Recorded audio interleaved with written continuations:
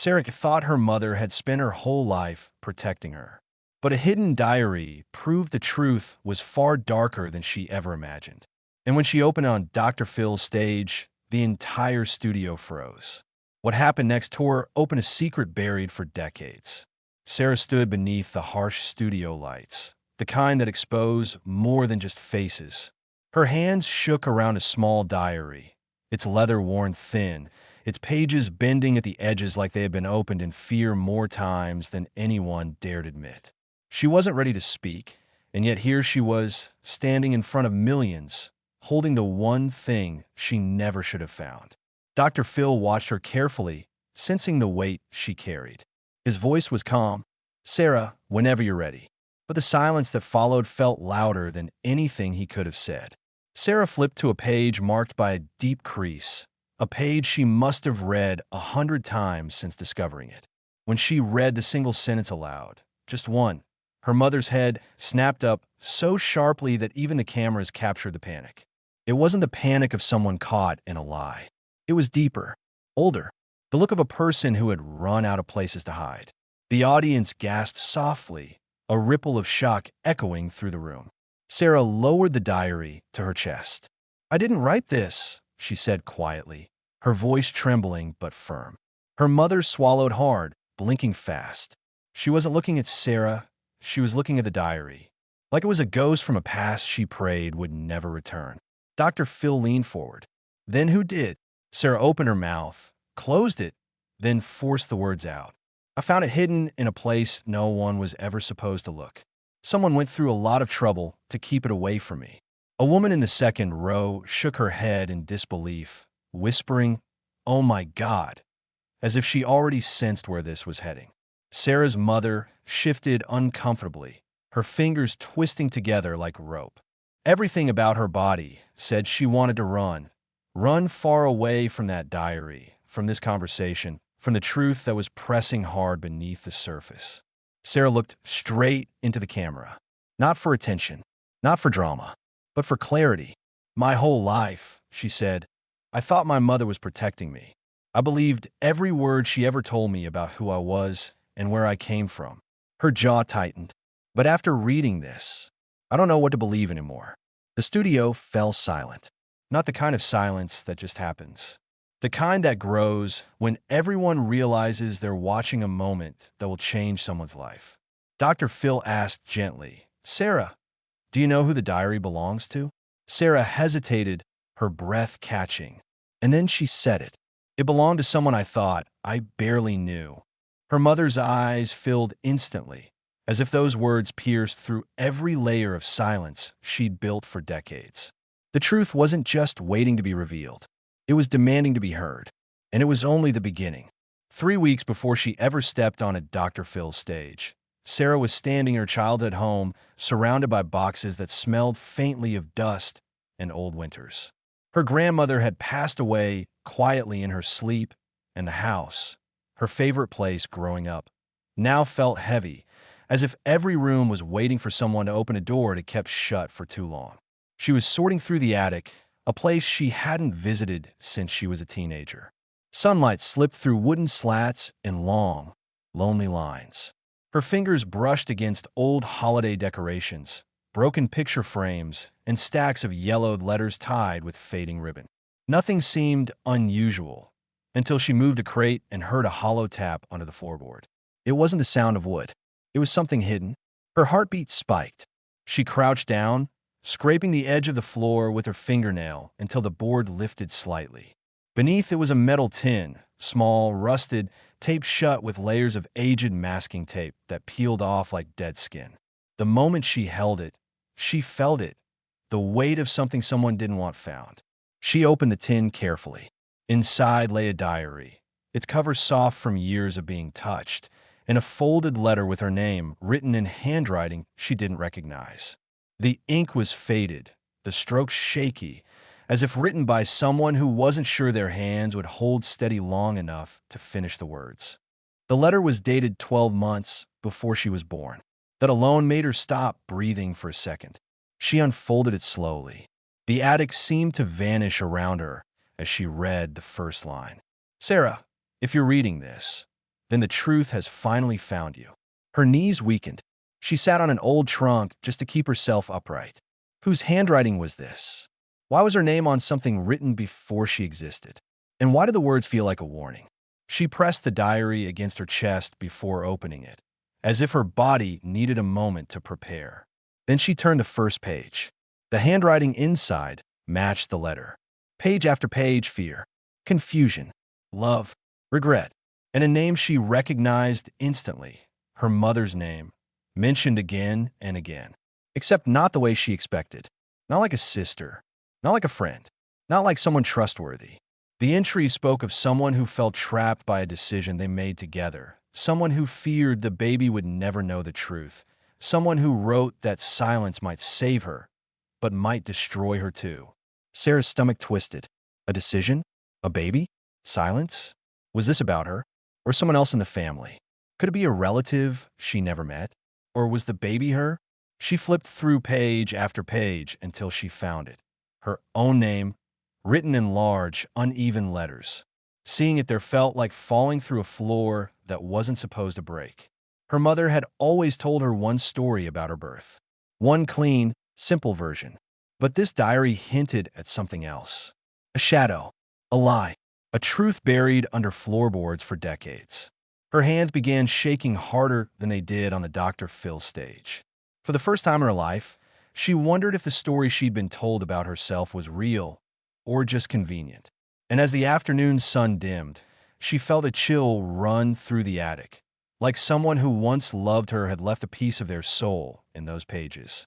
She didn't know it yet, but this discovery would lead her down a path toward a secret deep enough to break a family and maybe rebuild it. But before she could reach that point, one question echoed in her mind. What else was hidden from me? And she wasn't ready for the answer. Sarah didn't sleep the night she found the diary. She lay awake staring at the ceiling, replaying every page in her mind, trying to piece together fragments that didn't belong together. The words from the diary were still echoing. Phrases like deal made in panic, a baby who deserved truth, and a sister who must never know. They moved through her chest like cold air. By morning, she couldn't ignore the feeling that the diary wasn't just some forgotten artifact.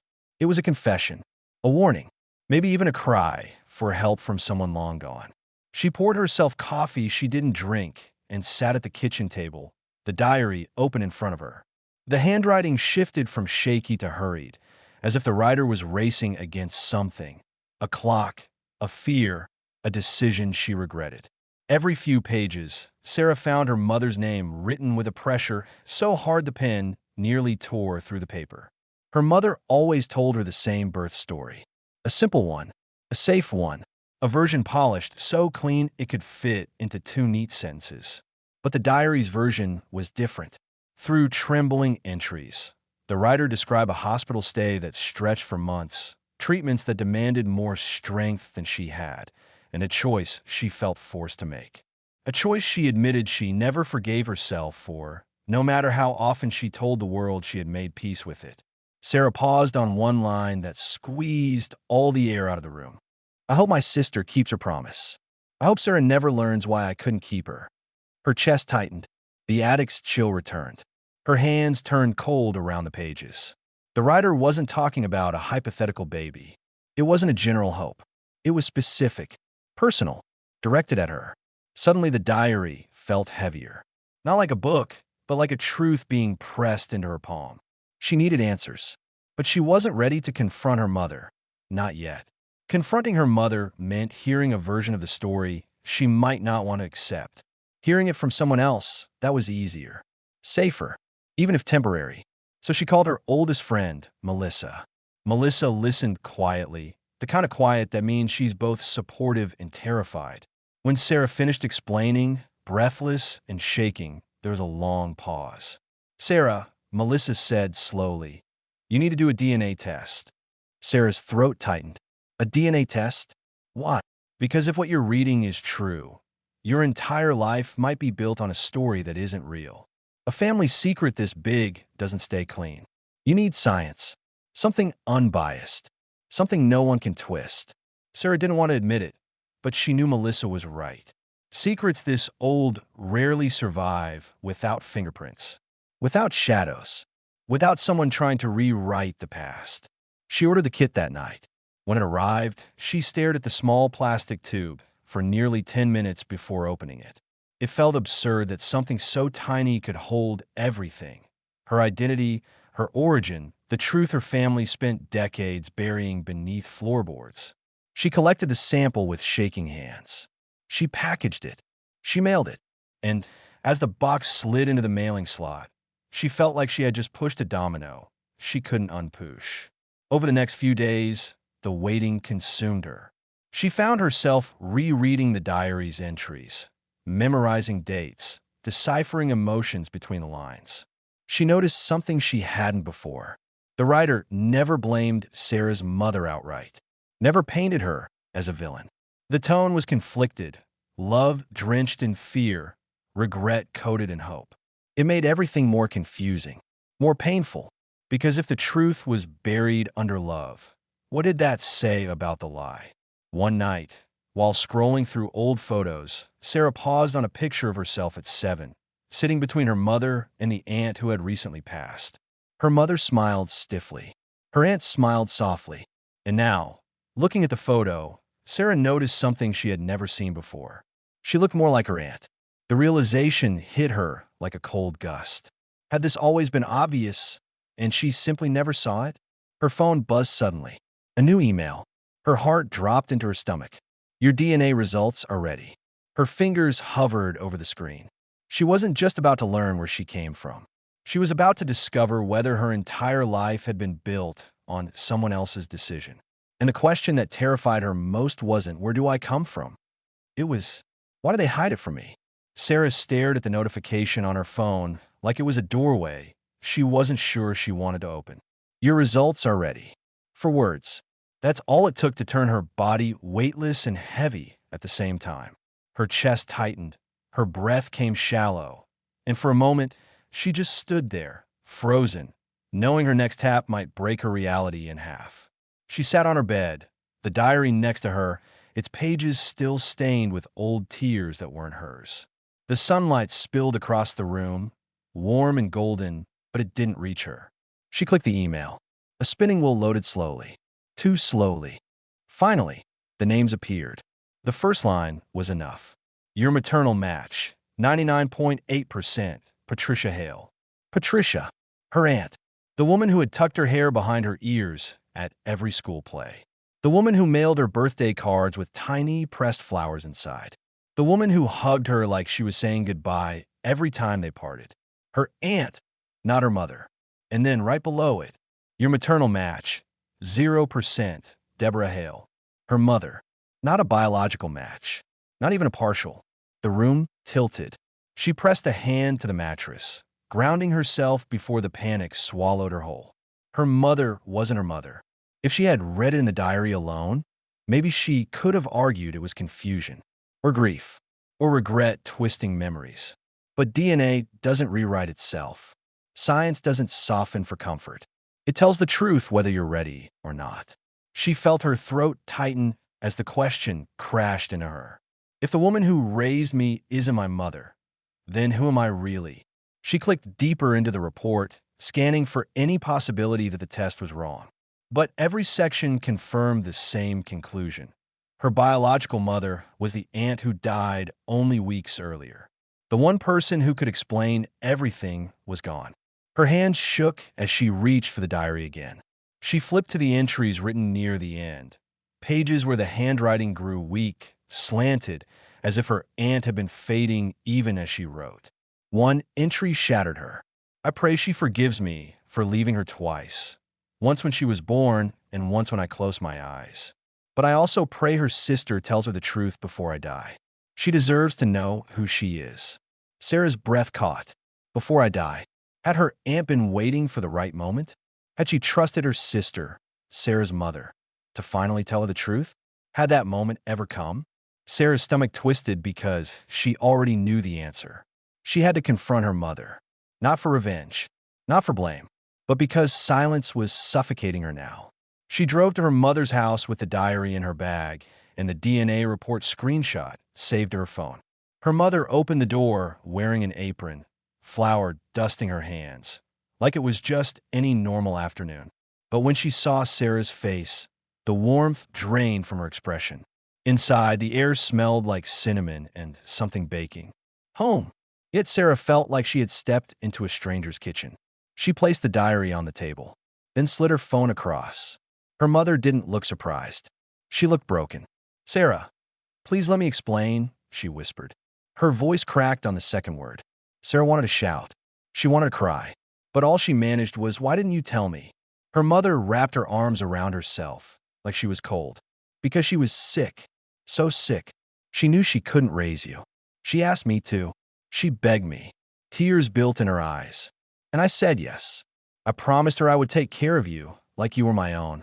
But I was her own, Sarah replied. And I had a right to know. Her mother nodded, but her body sagged as if she had been carrying this weight for her entire adult life. I tried. So many times. But every time I looked at you, I felt like telling you would destroy everything we built. I was afraid you'd hate me. I don't hate you, Sarah said quietly. I just don't know how to trust you. The room fell painfully silent. Her mother wiped her face, her voice barely a whisper. She wanted you to know the truth on your 18th birthday. But she got worse. And then I thought, maybe some truths only cause pain. But lies cause pain too, Sarah said. Those words hung in the air like a closing door. A week later, after countless nights of crying, reading the diary again, rereading the DNA report, and listening to voicemails from Melissa reminding her she wasn't alone, Sarah made a decision. If she was ever going to heal, she needed clarity. If her mother was ever going to forgive herself, she needed accountability. And if her aunt's story was ever going to be honored, the truth needed light. So she filled out an application. She wrote everything. The diary, the DNA, the decades of silence. The questions still unanswered. And she hit submit. 2 days later, her phone rang. "Hi, Sarah, this is the Dr. Phil show. We'd like to talk to you." She didn't know it yet, but the moment she answered that call, she stepped onto a path that would change her family again. Except this time, the truth wasn't going to stay buried. The studio lights always looked bright on TV, but Sarah didn't realize how blinding they truly were until she sat under them. It wasn't the brightness that unnerved her. It was the feeling that there was nowhere left to hide. The diary sat on her lap like it had been waiting for this moment. Her mother sat beside her, hands clasped so tightly her knuckles looked white. Dr. Phil broke the silence gently. "Sarah, whenever you're ready, you can share the entry you mentioned backstage." She nodded, swallowing the knot rising in her throat. Then she opened the diary to the final page her aunt ever wrote, the page she had avoided until the night before. The ink was faint, the handwriting fragile, but the message struck like thunder. Sarah read aloud. "If the truth never reaches her, then I have failed her twice. My only prayer is that she knows I loved her from the moment she existed, even when others believe she shouldn't." Her voice cracked. She didn't try to hide it. Her mother squeezed her eyes shut, as if bracing for impact. Dr. Phil leaned forward. "Deborah, is this the first time you're hearing that entry?" Her mother nodded slowly. "Yes, I didn't know she wrote that. But you knew she was Sarah's biological mother," Dr. Phil said gently. "It wasn't an accusation. It was an invitation to honesty." "Yes." The word came out strangled. "I knew from the beginning." Sarah turned toward her, eyes glassy. "Why didn't you tell me? Why did I have to find out from DNA and a diary hidden under the floor?" Her mother's shoulders collapsed. "Because she was so sick, Sarah. She was dying even when she brought you home for the first time.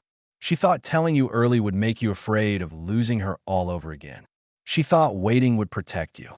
But waiting turned into hiding," Sarah said. "And hiding turned into lying." Her mother covered her face with her hands. "I was terrified you'd choose her over me, that you'd look at me and see someone who stole you." Sarah looked down at the diary again. "I just wanted the truth." Dr. Phil spoke softly, the tone that had guided thousands of families out of storms. "Deborah, secrets don't protect relationships. They poison them. And Sarah deserves to understand why the two of you lived inside a lie that neither of you created." Her mother wiped her eyes and reached for Sarah's hand. hesitating before touching it. "I didn't do this because I didn't love you," she whispered. "I did it because I loved you too much. I thought love meant holding everything together, even when the truth would break us." Sarah stared at her hand in her mother's. A part of her wanted to pull away. Another part wanted to hold on. And somewhere deep inside, a quiet thought whispered, maybe both of those feelings can exist at the same time. Dr. Phil watched them with the calm of someone who understood that healing is never a straight line. "Sarah, what do you need to say right now?" She inhaled shakily. "I don't know how to forgive this yet, but I don't want to lose you. I just want to understand who I really am and who I've always been." Her mother nodded, crying openly now. "Then let me tell you everything. No more secrets." For the first time since stepping onto the stage, Sarah felt a small release in her chest. Not forgiveness, not closure, but the first breath of a truth finally coming into the light. She looked at Dr. Phil, then at her mother, and asked the question forming in her heart since the attic. If she loved me, why didn't she just keep me? Her mother froze. The audience held its breath. Dr. Phil leaned in. And the story wasn't over. Not yet. Family secrets don't disappear. They wait quietly until someone is brave enough to face them. If this story touched you or reminded you of your own journey, share your thoughts below. Your voice might be the reminder someone else needs. That truth can hurt, but it can also heal.